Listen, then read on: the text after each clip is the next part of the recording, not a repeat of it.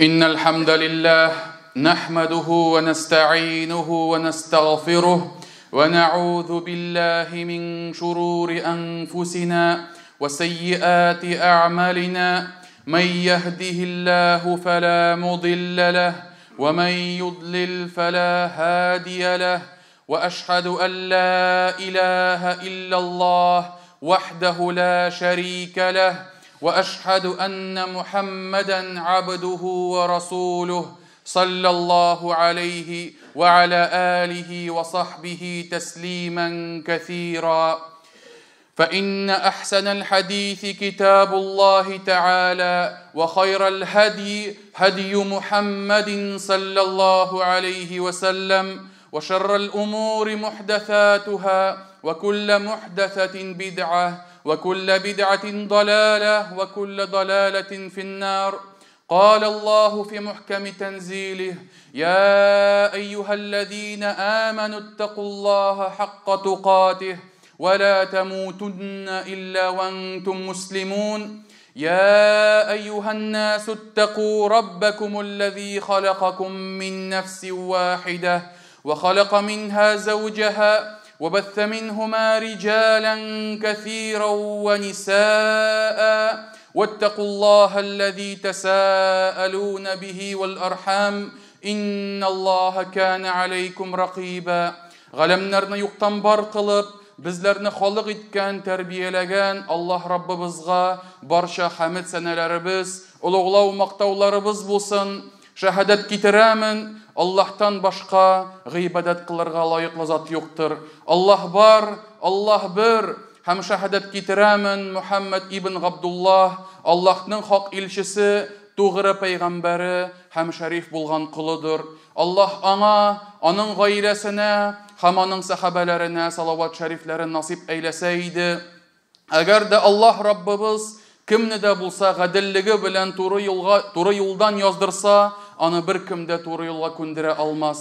Eğer de kimni de bulsa merhametliligi bilen, rahimliligi bilen haq yo'lga ko'ndirsa, onu bir kimde adashtıra olmas. Allah Rabbimiz izgi kitabında ayta: "Ey iman keltirgan bandalar, Allohdan haqiqiy qo'rquv bilan qo'rqig'iz. Taqvoli bo'ling'iz, ham bari tek musulmon bo'lib qina o'ligiz" deydi. İkinci bir ayetinde ayta: "Ey kishilar, sizlarni xoliq etgan, sizlarni yaratgan, barliqqa keltirgan Rabbingizdan qo'rqig'iz. U sizni bir kishidan barliqqa keltirdi. Ondan iptashi xotinin yaratdi, barliqqa keltirdi. Hamalar ikisinden dunyoga ko'p erlarni ham xotinlarni sheshdi. Balki bir-biringizdan Allah haqqi uchun so'raysiz. Şul Allah'ның aşığından, şulayık tuğanlık jiplerin özüden qorqig'iz. Dürüstlükte Allah sizni күзәтеп turuşudur. Muhterem cemaat, Allah Rabbimizga taqvalı bularga tiyişbiz. Şınlıkta en yaxşı, en hayırlı əzirlik ul taqvalık buldu. Allah Rabbimiz izgi kitabında ayta: "Ve tezawwadu fe inne hayraz zadit taqwa." Hem əzirlenigiz, hastarlik ko'rigiz. Dürüstlükte en hayırlı əzirlik taqvalık bulup turadır deyip ayta. Ebu Bakr el-Muzani isimli bir galim ayta: Ebu Bakr es-Siddiq radıyallahu anhu, Allah ondan riza bulsun, ul dey başka kişilerini köp namazları bilen de, köp urazaları bilen de uzdırmadı.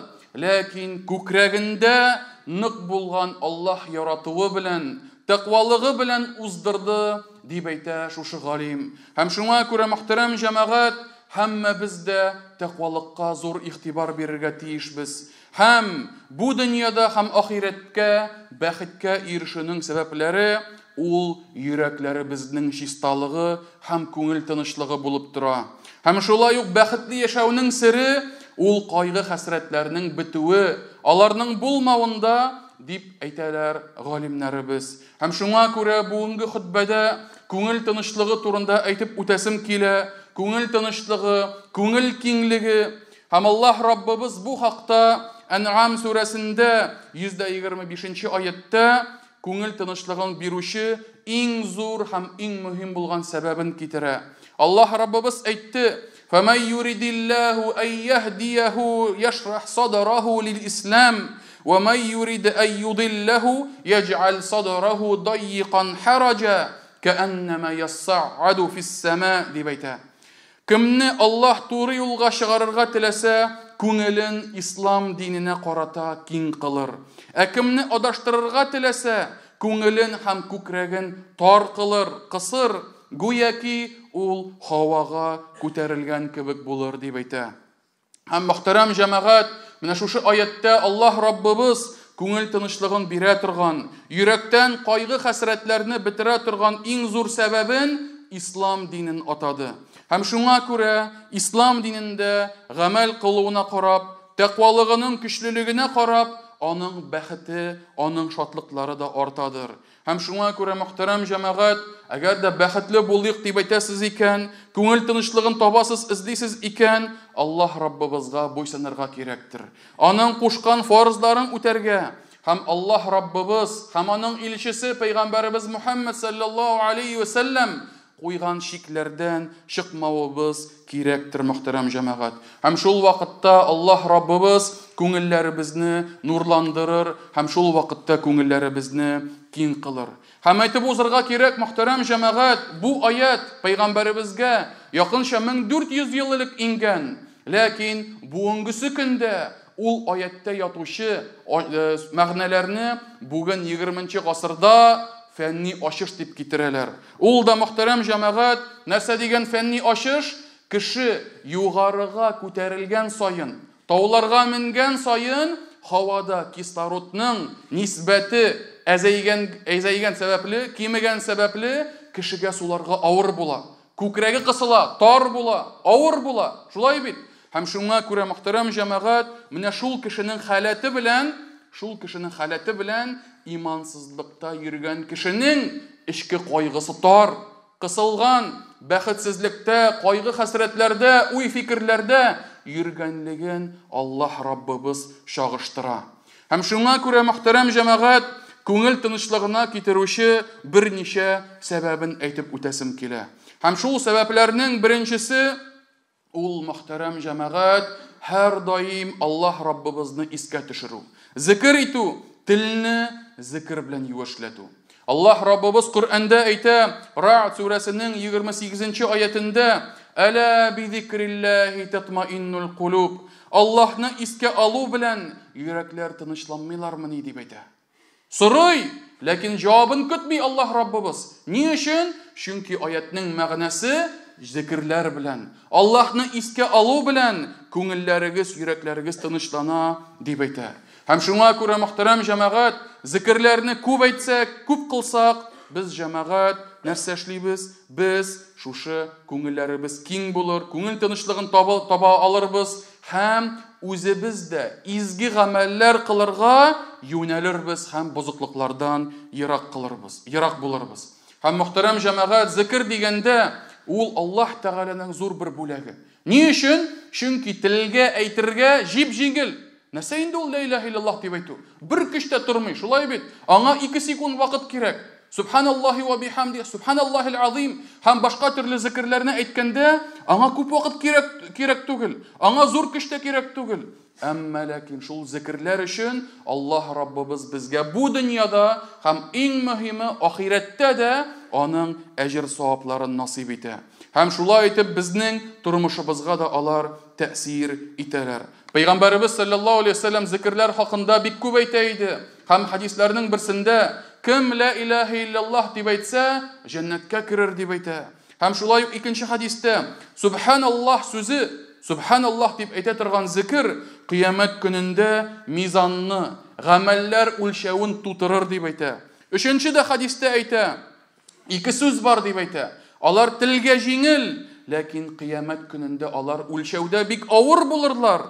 Һәм алар икесе дә рәхимле, ар-рахман булган Аллаһ Раббыбызның яраткан сүзләре.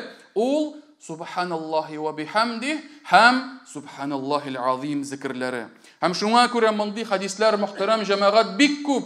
Һәм ул хадисләрне укып, без җәмәгать хузурланырга тиешбез, өйрәнергә тиешбез һәм гамәлдә күрсәтеп зикр кылуларыбызны арттырырга тиешбез. Һәм бер вакытны Пәйгамбәребезгә саллаллаһу алейхи ва саллям бер кеше килде һәм әйтте: "Ислам динендә хөкемнәре бик күп" дип әйтә. Шуңа күрә, эй Аллаһ илчесе, син миңа берәр нәрсә әйт, мин һәр вакыт шуны үтәрмен дип әйтә. Берәр киңәш бирде, һәр вакыт аны башкарырмын ди. Һәм Пәйгамбәрбез саллаллаһу алейһи ва саллям аңа әйтә, телең Аллаһны зикр итү белән һәр вакыт юеш булып торсын дип әйтә. Һәм шуңа күрә Пәйгамбәрбез дә саллаллаһу алейһи ва саллям бер хадисендә зикр итүчене һәм зикр итмәүчене чагыштыра. Һәм нәрсә ди? Раббысын зикр итүче кешенең мисалы зикр итмәүче кешенең белән аермасы тере һәм үлгән кешенең аермасы кебек булырлар ди. Кем зикр итә, ул тере кебек булыр ди. Кем зикр итми, ул үле кебек булыр ди. Менә шундый зур аерма алар арасында. Һәм шуңа күрә мөхтәрәм җәмәгать, зикрләребезне арттырыйк, зикрләребезне күп кылыйк. Әз генә сүзләр өчен Аллаһ Раббыбыз безгә зур әҗр саваплар вәгъдә итә. Һәм шулай ук икенче сәбәбе күңел тынычлыгына, күңел киңлегенә китерә торган икенче бер сәбәп ул җәмәгать кешеләргә, җан ияләренә һәм мәхлукларга, Аллаһ Раббыбызның мәхлукларына изгелек кылу. Аларга үзеңнең байлыгың белән яки тәнең белән файда китерергә ашыгу. Әгәр дә тормышыбызга карасак, алар арасындагы кешеләрнең күз алдыбызга китерсәк, менә кешеләр арасында юмарт булганнары, кешеләр арасында ярдәмчел булганнары, алар һәр вакыт елмаялар. Алар һәр вакыт яхшы күркәм сүзләр әйтәләр. Син аңа нәрсә генә сорама, нәрсә генә әйтмә, ул сиңа һәр вакыт ярдәм итәргә ашыгып тора. Ярар эшләрбез, ярар булыр, иншалла насип булыр дип, ул һәр вакыт ярдәмгә ашыга. Һәм аның ул кеше белән бергә басып торырга да рәхәт булып тора. Аның яныннан китәсе килми. Әмма ләкин бар шундый кешеләр, саран кешеләр, ярдәмсез кешеләр, шулай бит, нәрсә генә әйтмә, ул сиңа каты сүз әйтергә мөмкин, кире бурып җибәрергә мөмкин, хәтта аның янында басып торасы да килми, тизрәк китәсе килә. Һәм шуңа күрә мөхтәрәм җәмәгать, кешеләргә файда китерү, кешеләргә изгелек кылу җәмәгать, ул безнең инде күңел киңлегенә китерә торган бер зур бер сәбәп булып тора. Пәйгамбәрбез саллаллаһу алейһи ва саллям бер хадисендә әйтә, изгелек эшләгәндә берсен дә чүп итеп, берсен дә вак итеп күрмә дип әйтә. Изгелек итеп кардәшеңне ачык йөз белән булса да, ачык йөз белән, якты йөз белән каршылый алсаң да, хәтта бу шуны эшлә дип әйтә Пәйгамбәрбез саллаллаһу алейһи ва саллям. Һәм шуңа күрә хәтта кечкенә генә кардәшеңне якты йөз белән елмаеп каршы алуың да, ул да изгелек була, мөхтәрәм җәмәгать. Һәм шуңа күрә Аллаһ Раббыбыз Ар-Рахман сүрәсендә 60-нчы аятында әйтә: "Хәл җазаул ихсани илля ал-ихсан". Изгелекнең җавабы итеп изгелек кенә булмасмы соң дип әйтә. Син изгелек эшләгәч, сиңа да шул әйләнеп кайтыр, әҗр саваплары насип булыр. Менә шул җәмәгать, шул булмасмы, шул хак түгелме?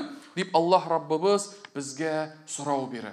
Һәм менә бүгенге көндә җәмгыятьтә, обществода еш кына сөйлиләр, карма дип сөйлиләр. Шулай бит. Сделай доброе дело, оно тебе вернется, һәм башкасы. Без мөселманнар, без кармага ышанмыйбыз. Без Аллаһ Раббыбызның тәкъдиренә ышанабыз. Аллаһ Раббыбыз билгеләгән язмышка ышанабыз, һәм шулай ук изгелек, эшләнгән изгелек бер кашында югалмаячак, бер кашында китмәячак, гамәл дәфтәрендә язылачак икәнлегенә без җәмәгать иманыбыз камил булып торырга тиеш.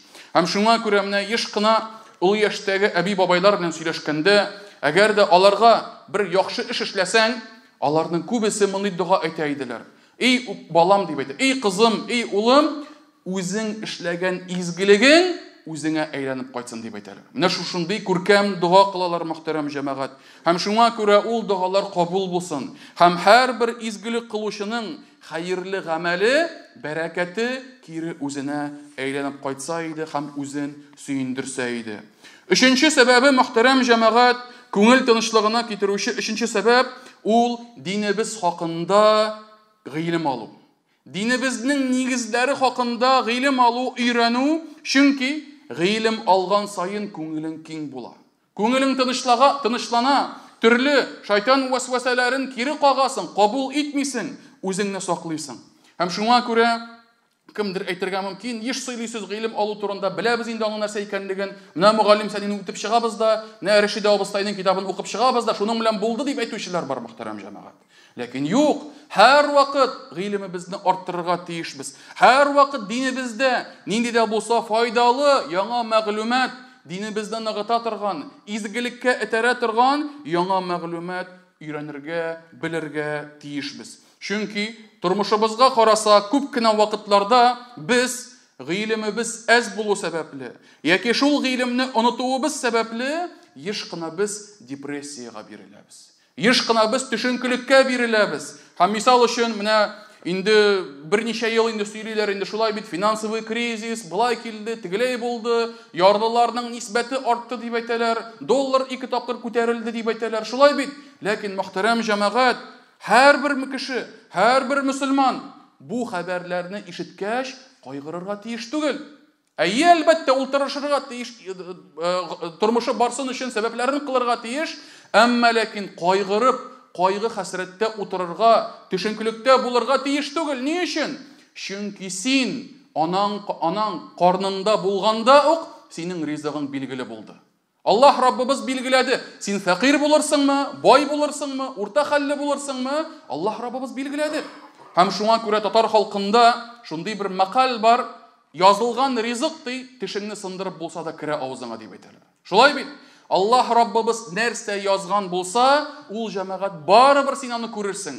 Аллаһ Раббыбыз 10 кризис язса, 10 кризис аша үтерсең. Аллаһ Раббыбыз әгәр дә ничәмә кризис килсә дә, сиңа зыян итмәсәләр, сиңа зыян ителмәгәнлеге билгеле булса, тәкъдирдә шул язылган булса, ул җәмәгать сиңа берничектә ул кризислар зыян итмәсләр. Һәм шуңа күрә мөхтәрәм җәмәгать, шушындый хәбәрләрне ишеткәндә без җәмәгать төшенкелеккә бирелергә тиеш түгелбез. Һәм күңел тынычлыгын сакларга тиешбез мөхтәрәм җәмәгать. Һәм шуңа күрә без иманның 6нчы баганасы тәкъдиргә ышанырга тиешбез. Аллаһ Раббыбыз тәкъдирне билгеләде, һәм шул хакта гыйлемебезне арттырырга тиешбез, һәм шуның белән җәмәгать күңелебез тынычлана. Һәм шулай ук шикләнү мәсьәләсе булсынмы, шөбһәләнү мәсьәләләре булсынмы, кемдер һәр вакыт тәһарәтеннән шикләнә, тәһарәтем дөрес булды микән, юк микән, бозылды микән, юк микән ди. Кемдер намазыннан шикләнә, үтәдем микән, менә шушындый хата эшләдем, менә булай селкендем, менә тегеләй эшләдем,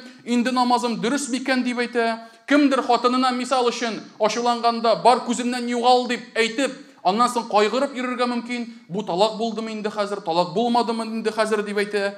Һәм шуңа күрә мөхтәрәм җәмәгать, менә бу шикләрне бетерүче гыйлем алып җәмәгать бу сорауларның һәммәсе дә китә.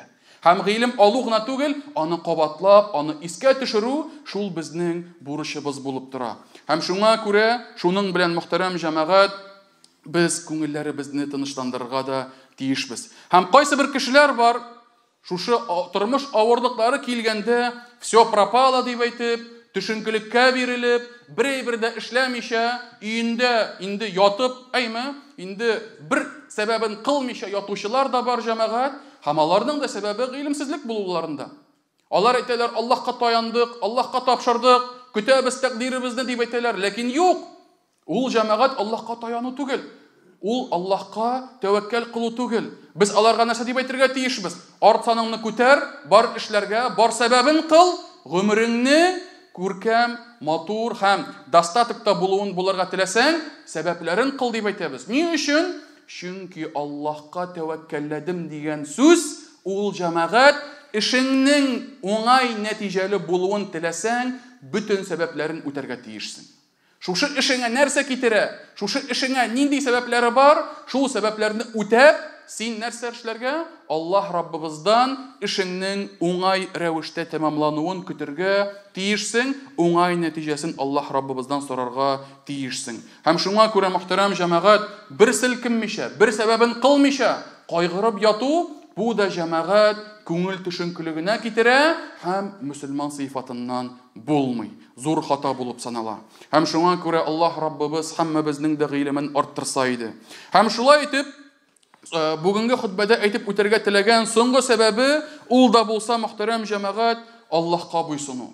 Аллаһны ярату һәм Аллаһка тәүбә кылу.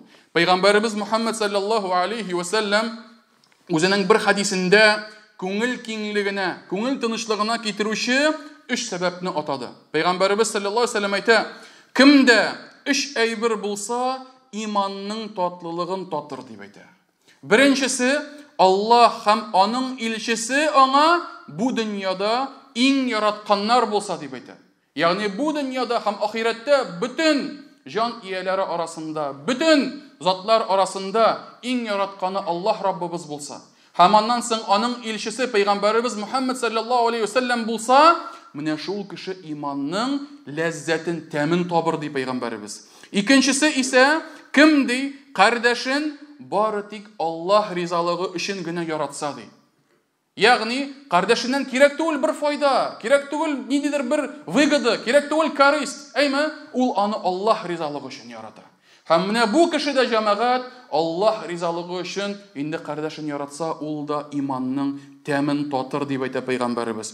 Һәм соңгысы исә, өченче сәбәбе, ул Аллах аны кешедән адашудан коткарса, шул кеше янып тора торган утка ташланудан курыккан кебек, кире күферлеккә кайтудан курыкса, менә шул кешедә иманның ләззәтен табыр ди. Ягъни бер иманга килгәч, бу хәтле еллар буена адашуда булганнан соң, туры юлга күнгәч, иманлы булгач, кире шул халәтенә кайтудан курыкса, һәм куркуы да гадәти генә курку түгел, ягъни үлем куркуы, кемнең сикерәсе килә янып тора торган утка. Бер кемнең дә сикерәсе килми. Шулай бит, һәм без ничек шуннан куркабыз, без ничек шундый куркыныштан без сак булабыз, менә кеше дә нәкъ шулай кире күферлеккә кайтудан нәкъ шулай сакладырга һәм куркырга тиеш. Менә шул вакытта, мөхтәрәм җәмәгать, менә шушы 3 кеше иманның ләззәтен табырлар, күңелләр тынычлыгын табырлар һәм күңел киңлеге Аллах Раббыбыз аларга насыйп итер. Һәм шуңа күрә, мөхтәрәм җәмәгать, Аллах Раббыбыз һәммәбезгә дә күңел тынычлыгын насыйп итсен, һәммәбезне дә үзенә якынайтса иде, һәм һәммәбезгә дә изге гамәлләр кылырга һәм изге гамәлләрне арттырырга насыйп әйләсә иде. Aqulu ma tasma'un wa astaghfirullaha li wa lakum wa lisa'iril muslimina min kulli dhanb fastaghfiruhu innahu huwal ghafurur rahim.